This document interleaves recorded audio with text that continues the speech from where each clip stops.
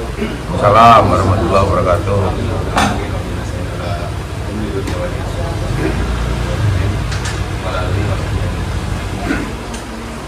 Alhamdulillah bersyukur kita panjatkan kepada Allah Subhanahu wa taala. Pada malam hari ini kita merupakan kegiatan lanjutan pengajian dan arisan untuk yang pertama kali setelah selesai satu periode kemarin ya. 9 ya, 19 orang kan kemarin ya. 20 kan? Terasa ya 20 bulan. 20 bulan. Kita bayar Islam yang pertama dari rumah saya. Berarti usia kita nambah 20 bulan juga ya. Terasa. Yang kedua, salawat dan salam kita sampaikan kepada junjungan kita Baginda Rasulullah SAW. Mudah-mudahan kita semua yang ada di beberapa bulan ini, keluarga kita semua menjadi yang akan mendapatkan syaratnya di sini. Untuk mempersingkat waktu, seperti biasa, sebelum nanti kita makan-makan, minum dan ngobrol-ngobrol, kita akan mendengarkan dulu tausiah tutum dari Ustaz kita ya, Ustaz anggaran kita di LPM Al-Mukarram Ustaz Safudin PDI ya kan, kita dengar sama-sama, kita simak sama-sama. Nanti akan berikutnya diakhiri oleh dengan Ramadan doa ya. Doa biasa. Ya. Nah, jadi nanti mungkin langsung habis selesai usia, saya tidak lagi berbicara, langsung berdoa, baru saya tutup. Ya. Sini Pak, agak kanan dikit naik.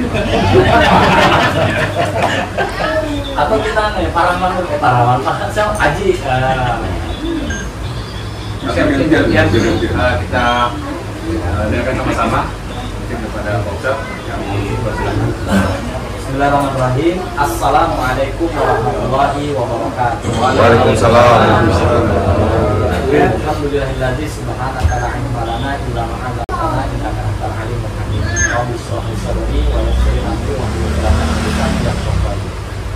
Asyhadu an la ilaha illallah wahdahu la syarika lahu wa asyhadu anna Muhammadan abduhu wa rasuluh. Allahumma shalli wa sallim wa barik ala sayyidina Muhammad wa ala alihi wa sahbihi wa sallam ajma'in. Yang kami hormati tuan rumah Sayyidul Hajat, Ketua RPM, Wakil Ketua, Sekretaris, Pak Bendahara, serta Bapak Ibu anggota RPM, koordinator dan anggota seluruhnya yang saya hormati, yang saya muliakan, dan juga Ibu Ketua yang punya rumah ya. Alhamdulillah kita senantiasa bersyukur kepada Allah Subhanahu wa taala atas segala bentuk karunia yang Allah berikan, kesehatan, umur kita, dan banyak hal, termasuk kebersamaan atau ukhuwah Islamiyah atau silaturahim di antara kita. Karena memang lagaknya enak, nyaman kalau kita duduk itu tanpa ada ganjalan di hati. Tapi kalau sudah ada ketidaknyamanan itu, senyaman apapun ruangan, seenak apapun hidangan, pasti terasa lain gitu kan.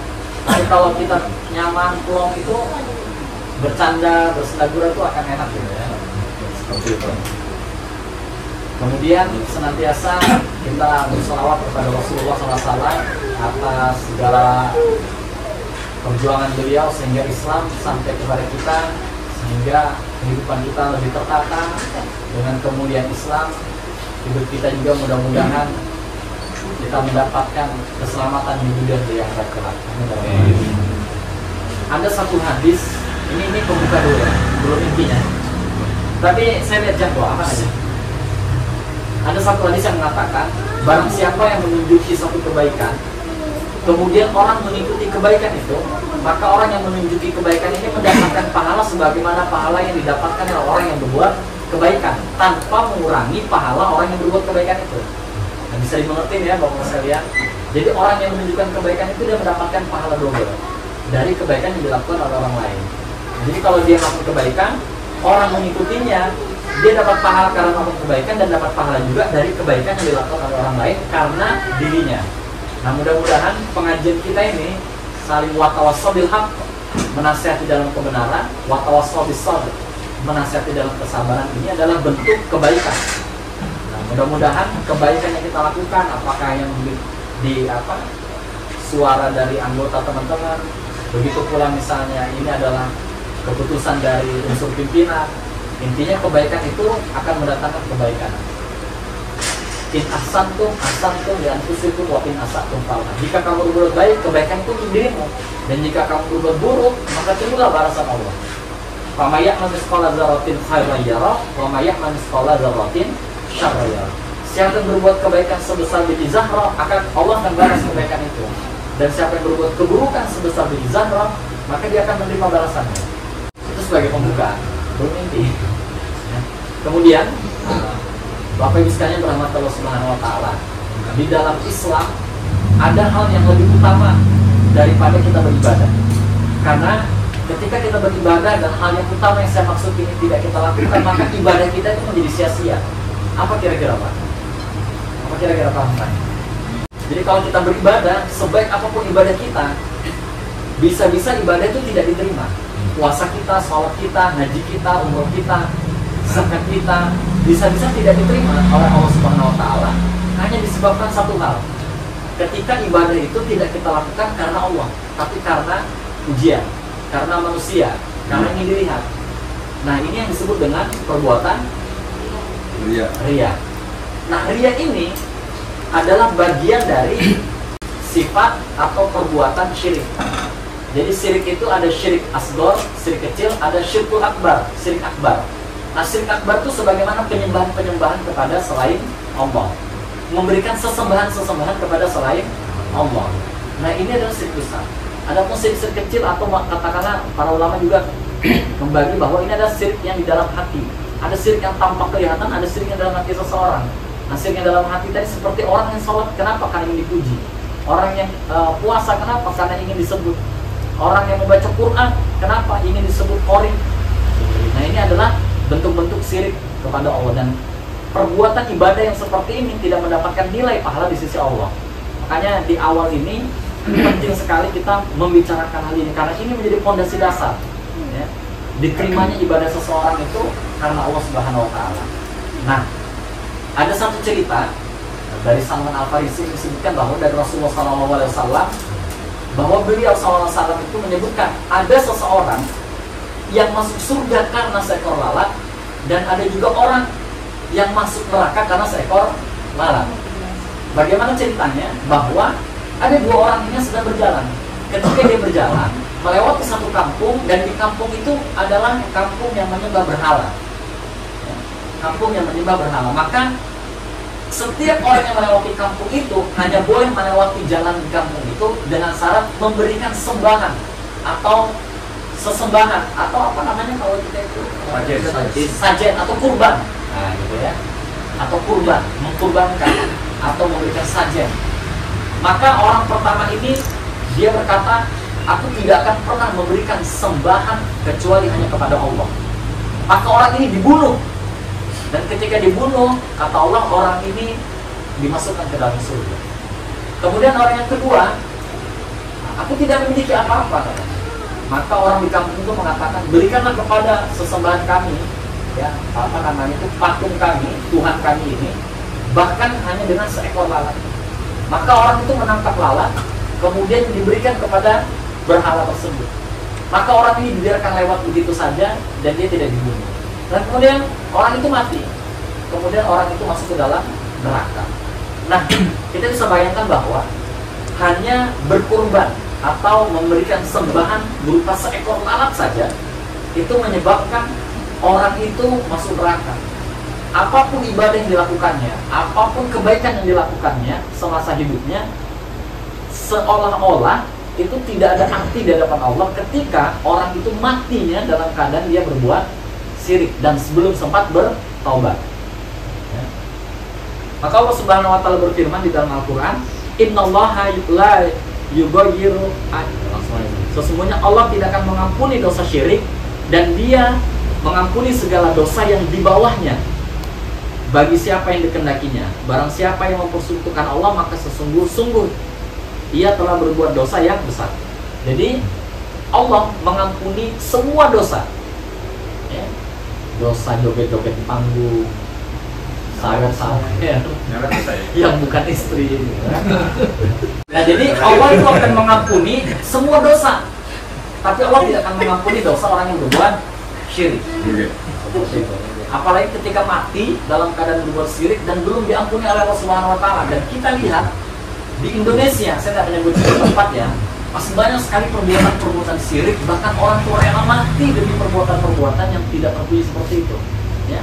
Allah Subhanahu wa taala berfirman, "Wa'budullaha wa la tusyriku bihi syai'an."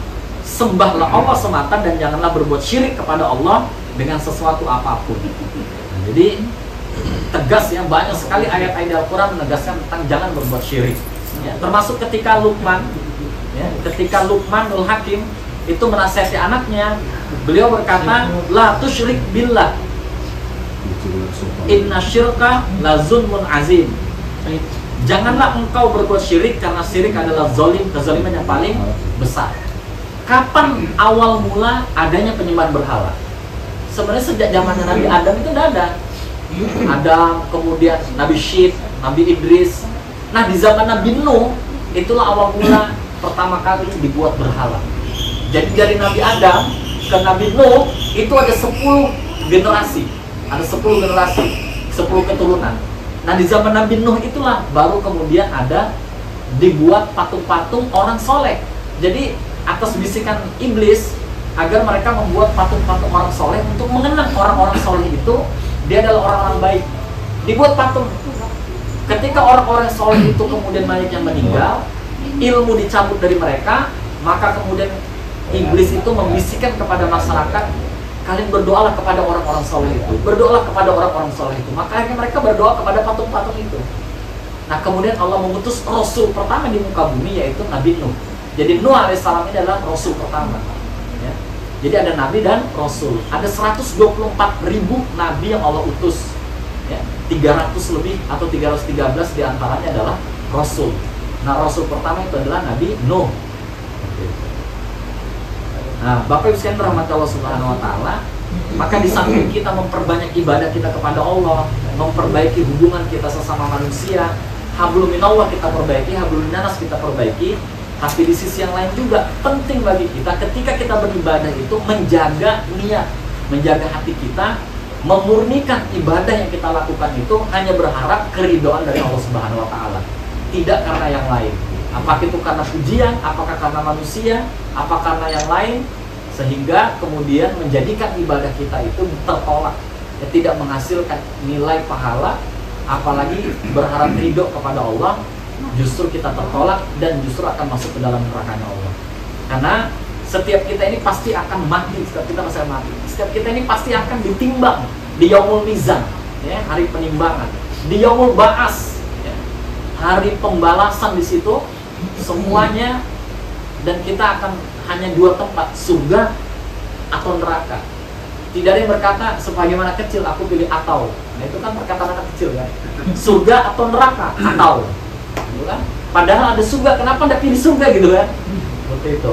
Mau pilih motor atau gerobak atau gitu kan? Padahal ada motor, kenapa Anda pilih yang tidak jelas gitu kan? Nah, jadi mudah-mudahan kita bersihkan, kita murnikan akidah kita kepada Allah, kemudian kita juga memperbanyak ilmu agar kita tahu apa-apa yang menjadikan kita, ibadah-ibadah yang menjadikan kita diterima di sisi Allah Subhanahu wa taala kelak, menjadikan nilai-nilai timbangan amal kita berat di sisi Allah, dan Allah mendatangkan keridhaan dan rahmatnya dalam kehidupan kita sehingga kita selamat dalam kehidupan dunia dan akhirat. Mungkin itu saja Bapak Ibu sekalian rahmat Allah Subhanahu wa taala. Mohon maaf atas kurang lebihnya.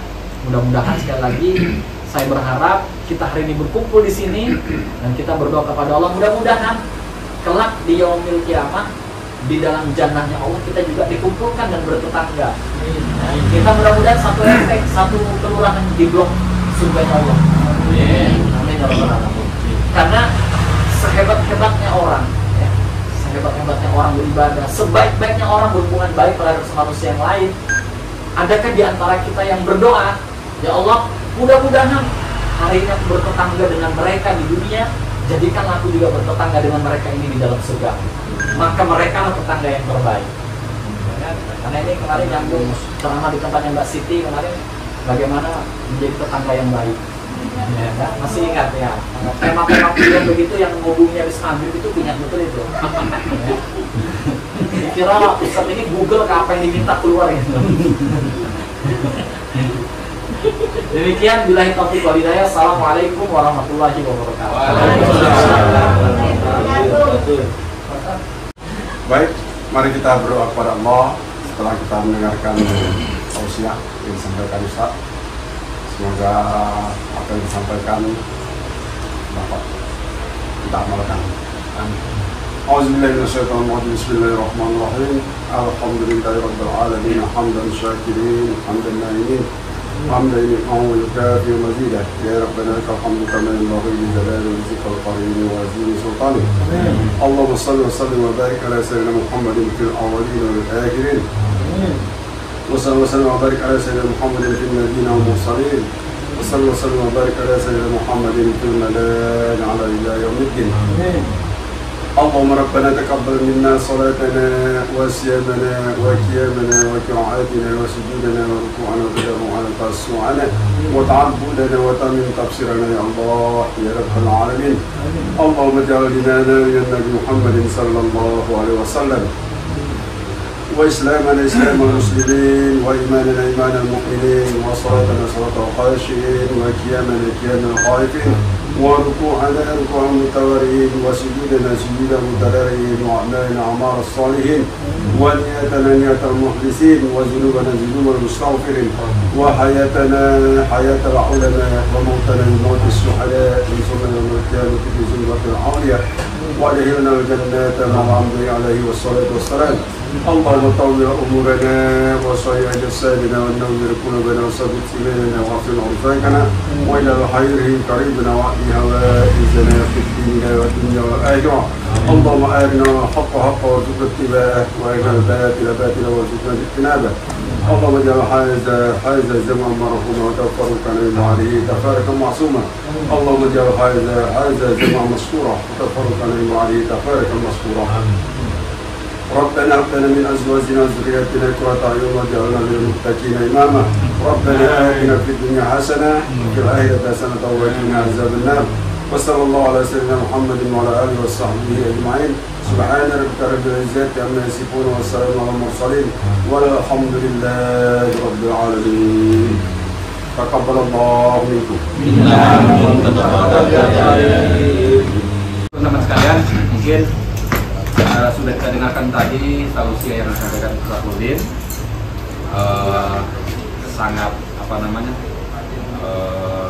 berarti sekali ya untuk kita semua, karena itu yang terkadang apa yang disampaikan Ustaz tadi itu sebenarnya tidak sengaja, langsung tidak langsung terkadang kita lakukan dalam kehidupan sehari-hari, syirik yang mana itu sudah bisa bekerja yang dedamunannya Ya memang dalam punan. Jadi mudah-mudahan kita semua di sini bisa mensiarkan lagi kepada keluarga kita bahwa sin itu adalah dosa besar. Jangan sampai apa yang dilakukan mungkin mendekati pun udah dosa besar ya. Kadang-kadang tidak terasa gitu kan. Amal mudah-mudahan dijabah oleh Allah Subhanahu wa taala. Demikian teman-teman sekalian, karena waktu sudah menunjukkan untuk segera kita akan makan malam, ya kan? Sudah menunjukkan ya. Terima kasih atas segala perhatian, mohon maaf atas segala kekurangan. Wabillahi taufiq wal hidayah. Wassalamualaikum warahmatullahi wabarakatuh. Waalaikumsalam warahmatullahi wabarakatuh. Silakan Mbak. Masih bujang,